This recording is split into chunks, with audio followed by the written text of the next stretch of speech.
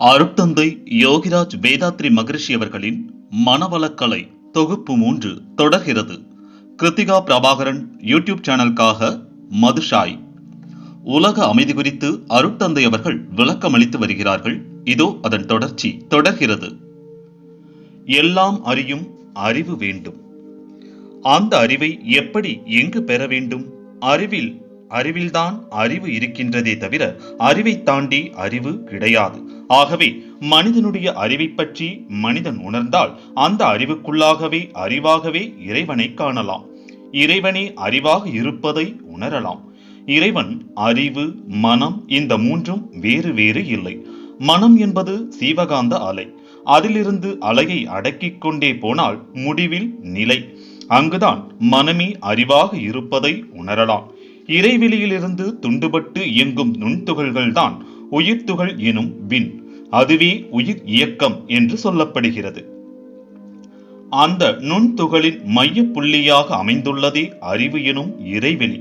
மைய புள்ளியில் இருந்து அந்த புறமும் இந்த புறமும் பார்த்தால் இறைவெளிதான், அறிவேதான். விண்துகளுக்கு அப்பால் அதை சுற்றிலும் வெட்ட வெளியாக, சுத்த வெளியாக, காந்த வெளியாக இந்த பேரியக்க மண்டலம் முழுவதும் நிறைந்திருக்கிறது.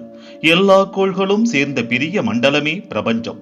அதற்கு அப்பால் இருப்பு நிலையாகவும் இயக்க மண்டலம் முழுவதும் காந்த ஆற்றலாகவும் இந்த உடலுக்குள்ளாக சீவகாந்தமாகவும் விண்துகள் மையத்தில் அறிவாகவும் இருப்பது ஒன்றே ஒன்றுதான். அது ஒவ்வொரு அசைவுக்கும் உள்ளும் புறமும் இருந்து அந்த அணுவையும் நடத்தி கொண்டு அந்த அணுக்கூட்டு சேரவும் அதை நிர்வாகம் செய்யக்கூடிய ஆற்றலாகவும் இருந்து கொண்டு பேரியக்க மண்டலத்தையும் நடத்துகிறது என்பதை தெரிந்து கொண்டோமே ஆனால் அறிவின் இருப்பிடமாக உள்ள உயிரை உணரலாம். உயிரின் மையத்தில் இருக்கக்கூடிய அறிவின் கான்சியஸ்னஸ் நிலையை, அடிப்படையை உணர வேண்டும். அது எப்படி முடியும்? எடுத்துக்காட்ட முடியுமா? இந்த உயிரையும் எடுத்துக்காட்ட முடியாது, காந்த சக்தியையும் எடுத்துக்காட்ட முடியாது. ஆனால் ஒரே ஒரு வழி இருக்கிறது. எந்த மனம் அலைந்து கொண்டே இருக்கிறதோ அந்த மனம் நினைத்தால் அணுவாகவும் முடியும், பேரண்டம் முழுவதும் விரிந்து நிற்கவும் முடியும். அந்த பேராற்றல் உள்ள மனத்தை சாதாரண பொருள் புலனின்ப ஆசையில் வைத்துக்கொண்டு எதை செய்தோமோ அதிலிருந்து அது அதே மாதிரி அலைந்து கொண்டேதான் இருக்கிறது. அதிலிருந்து திருப்பி உள்ளே செலுத்த வேண்டும். அதற்கு அகத்தவம், இன்னர் டிராவல் வேண்டும். எங்கிருந்து இந்த மனம் செயல்படுகிறது என்று பார்ப்பதற்கு அந்த மனம் உதயமாகக்கூடிய இடமாகிய உயிர் மையத்தில் மனதை வைத்தால்தான் அதை அறிய முடியும். அப்படி அறிந்து நிலைத்து முதலில் உயிரை உணர்ந்த பிறகு உயிர் மையத்தில் இருக்கக்கூடிய அறிவை உணர்ந்து அந்த அறிவின் படற்கை நிலைதான் மனமாக இருக்கிறது என்பதை உணர்ந்து கொள்ள வேண்டும். அந்த அறிவு அணுவுக்கு அப்பால் சுத்த வெளியாக பிரம்மமாக நிற்கக்கூடிய நிலையை மனிதன் உணர்ந்து கொண்டால் அதுவேதான் எல்லோர் உள்ளத்திலும் அறிவாக இருக்கிறது என்னும் தெளிவான முடிவு கிடைக்கும். ஐயப்படாது அகத்தது உணர்வானை தெய்வத்தோடொப்ப கொளல் என்று வள்ளுவ பேரறிஞர் கூறியுள்ள கருத்தையும் இங்கு நினைவிற்கொள்வோம். அறிவு என்பது மொழி வழியே உணரும் போது உணர்ச்சி, சிந்தனை, கற்பனை, யூகம் என்ற அளவில் எல்லை கட்டிக் கொள்வோம். இவையெல்லாம் அறிவின் புற இயக்கமான மனத்தின் செயல்கள். எல்லா விண்துகளுக்கு மையத்திலும் அதை சுற்றிலும் உள்ள இறைவெளியிலும் அமைந்து விண்ணின் கூட்டு இயக்கங்களான அனைத்தையும் முறை பிறழாமல் இயக்கிக் கொண்டிருக்கும் ஒழுங்காற்றலே அறிவு ஆகும். இதுவே தெய்வம் என்று வழங்கப்படும் இறைவெளியும் ஆகும்.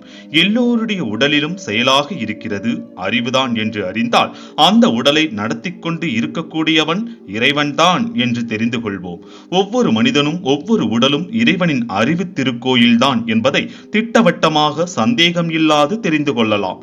அந்த இறைவனின் கோயிலை எதற்காக மனிதனே துன்புறுத்துகிறான்? இது ஒரு புதிர். இத்தனையும் ஆராய்ந்தால் விளங்கிக் கொள்ளலாம். இதனையும் ஆராய்ந்தால் விளங்கிக் கொள்ளலாம். கருத்தொடர் மூலம் ஆராய்ந்தால் மனித இனத்திற்கு மூதாதையர் விலங்கினம் என்ற உண்மை அறிவோம். பழக்கத்தினாலே வந்ததினால் விலங்கினத்திற்கு உள்ள குணமும் செயல்பதிவுகளும் மனித இனத்தில் நீங்காத தன்மைகளாக தொடர்ந்து வருகின்றன. எங்கு உணவு கிடைக்குமோ அதுதான் அதற்கு தேவை. பிற உயிரை கொன்று உடலை உணவாக கொண்டே வாழ்கின்றன. தன் தேவை, விருப்பம், இன்பம் இவற்றை ஒட்டியே விலங்கினத்தின் மனம் எல்லை கட்டி செயல்படுகின்றது. அதனால் அந்த இனத்தின் வினைப்பதிவும் பழக்கமும் கொண்டு அதன் கருத்தொடர் தன்மையோடு மனிதன் வாழ்ந்து கொண்டிருக்கிறான். எப்படி இந்த பதிவு உடலில் இருக்கிறது என்பதை ஆராய்ந்து தெரிந்து கொள்ள வேண்டும். ஒரு மரத்தை பார்க்கிறீர்கள். 10 அடி அகலம், 60 அடி உயரம் இருக்கிறது. அவ்வளவு பெரியது கண்ணில் எப்படி வருகிறது? ஒரு சின்ன எறும்பு அளவில் அல்லது கொசு அளவில் சுருங்கி விடுகிறது. ஆனால் மரம் முழுவதும் இருக்கிறது. இன்னும் அதே கோணத்தில் உள்ளே செல்லும் பொழுது மூளையை அடைந்தவுடன் என்ன ஆகிறது? குணநலச் செறிவு கொண்ட காந்த அலையாகி மூளை செல்களில் அழுத்தமாக பிரஷர் பதிவாகிறது. மூளை செல்கள் அந்த காந்தத்தை விரித்து உடலிலுள்ள சீவகாந்தத்தில் கலக்க விடுகிறது. இந்த ஜீவகாந்தத்தின் சுழலின் நடுமையம் தான் கருமையம். அந்த கருமையத்தில் மரம் என்ற காட்சிப்பதிவு சுருங்கி இருப்பாகி விடுகிறது. கருமையம் உடலில் ஈர்ப்பு மையம் என்று ஒவ்வொரு உயிருக்கும் உள்ளது. அதைத்தான் ஜெனடிக் சென்டர் என்று ஆங்கிலத்திலும் கருமையம் என்று தமிழிலும் கூறுகிறோம். இந்த உடலில் சுற்றி கொண்டே இருக்கக்கூடிய சீவகாந்த சக்தி மையத்தில் அழுத்தம் கொண்டு இயங்கிக் கொண்டு இருக்கிறது. அதுதான் உயிர் மையம் என்று சொல்வார்கள். அந்த இடத்தில்தான் இந்த உடலிலே உள்ள சூக்கும சரீரத்தின் உயிர் சக்தி மையம் கொண்டிருக்கிறது. அதே மையத்தில்தான் உடலுக்கு ஆதி வித்தாக உள்ள விந்துநாதம் மையம் கொண்டிருக்கிறது. ஆகவே விந்துநாத சக்தி, காந்த சக்தி, உயிர் சக்தி மூன்றுமே ஒருங்கே இணைந்த சக்திதான் கருமையம். அதனுடைய சக்தியை பாருங்கள். ஒரு மரம் இங்கே புள்ளியாகி அப்புறம் அலையானதே அதை கருமையம் இழுத்து தன்னுள் சுருக்கி வைக்கிறது. அதே விரைவு கொண்ட மன அலைச்சுழல் மென்டல் ஃப்ரீக்வன்சி வரும்பொழுது அந்த இருப்பை அப்படியே மூளை செல்கள் எடுத்து விரித்து காட்டுகின்றன. அதுதான் எண்ணம் என்று சொல்கிறோம். எண்ணம் வந்தவுடனே எண்ணத்திற்குரிய செயல் செய்வதற்கு உடல் செல்கள் எல்லாம் தயாராகி விடுகின்றன. மறுபடியும் மீண்டும் இவை அனைத்தும் பதிவுகளாகின்றன. இப்படியே நடந்து கொண்டு வருகிறது. இதில் நமக்கு எது எது தேவை, எது எது தேவையில்லை என்று தெரிவதில்லை. பல வித்தியாசங்களை பார்க்கிறோம், பல எண்ணங்களை கொள்கிறோம், பல ஆசைகளை வைக்கிறோம். அவ்வளவும் பதிந்து இருக்கின்றன. நம்மிடம் என்ன எண்ணங்கள் இருக்கின்றன, என்ன பதிவுகள் இருக்கின்றன என்று பார்த்தோமே ஆனால் சிறிது நேரம் உட்கார்ந்தால் போதும். புலன்களை இயக்கும் பொழுது மன விரும்பி நரம்பு மண்டல இயக்கம் சென்ட்ரல் நர்வஸ் சிஸ்டம், அதனால் ஏற்படும் இன்ப துன்ப வினைப்பதிவுகள் தான் பதிந்து கொண்டிருக்கும். புலன்கள் இயங்காத பொழுது தானியங்கி நரம்பு மண்டல இயக்கம் ஆட்டோனமஸ் நர்வஸ் சிஸ்டம் உள்ளே பதிந்த பதிவுகளை ஒவ்வொன்றாக எடுத்து காட்டும். இதுதான் எண்ணங்கள். ஆகவே இம்மாதிரியான இடத்தில் எந்த மாதிரியான எண்ணத்தை எண்ண வேண்டும், எந்த செயலை செய்ய வேண்டும் என்று சிந்தித்து முடிவெடுத்து அந்த செயலுக்குரிய திட்டத்தை அக்கறையோடு கருத்தில் கொண்டு அப்படியே மனதில் நிரப்பி வைத்தால் அப்பொழுதுதான் பழைய எண்ணங்கள் மாறி, பழைய செயலுக்குரிய வேகம் மாறி, அப்பதிவுகள் மாறி மனிதன் இனி செய்ய வேண்டியவை அமைதியான மனதில் அவையே அகத்துணர்வாய் காட்டும். நாம் அப்படி செய்வதில்லை.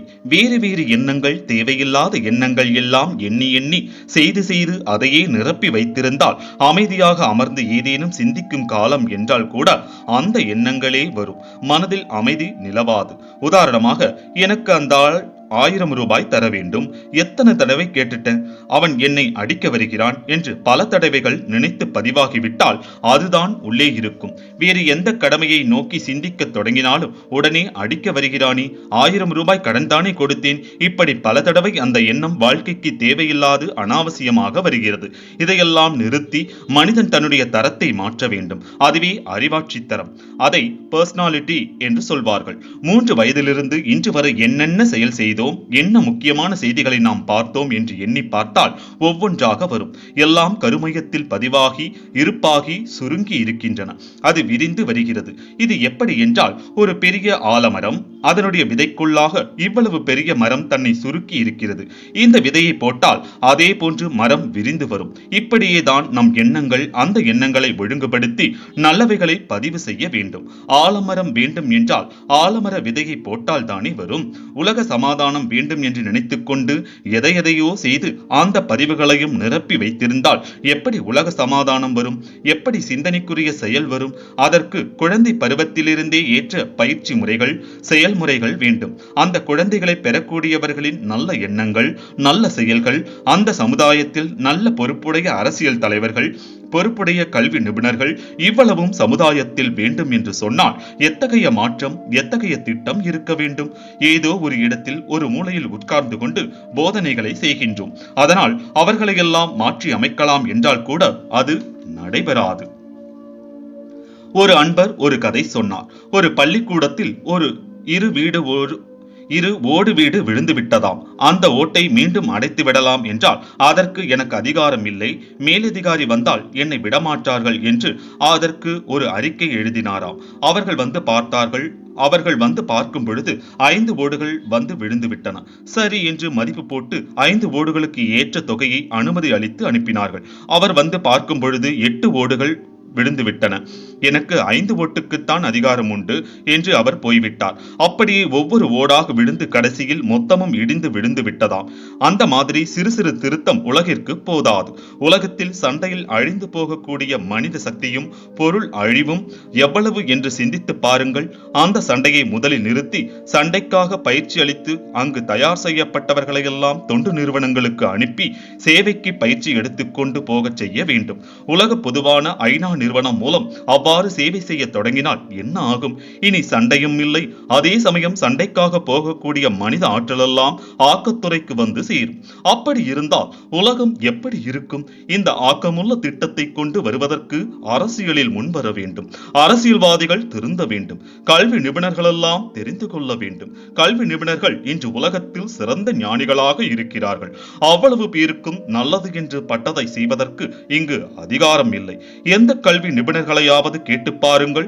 பாடத்திட்டத்தில் என்ன கொடுத்திருக்கிறார்களோ அதுவரைக்கும் தான் செய்ய வேண்டும். இப்படியெல்லாம் சொல்வார்களே தவிர அவர்களுக்கு தெரிந்ததை கூற முடியாது, திருத்தம் கொண்டு வர முடியாது.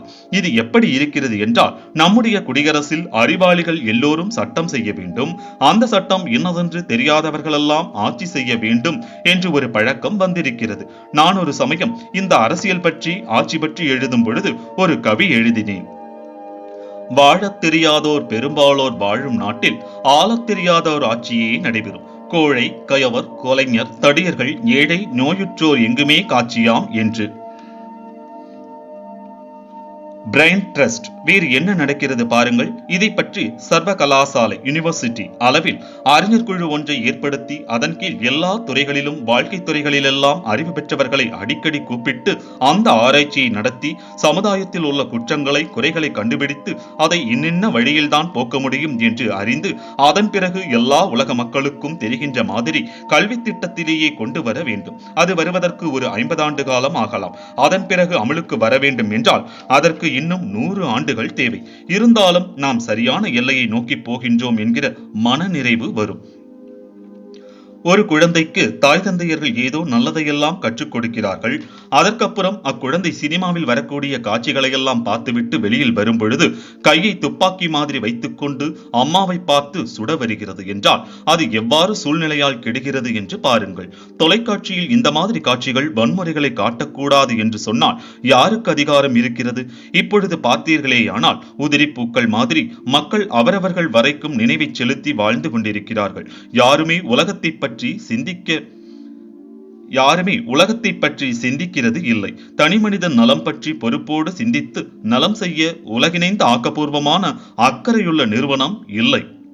மேலும் மனவளக்கலை பற்றி அறிந்து கொள்வோம் நண்பர்களே. காத்திருங்கள், மனவளக்கலை தொகுப்பு 3 தொடரும்.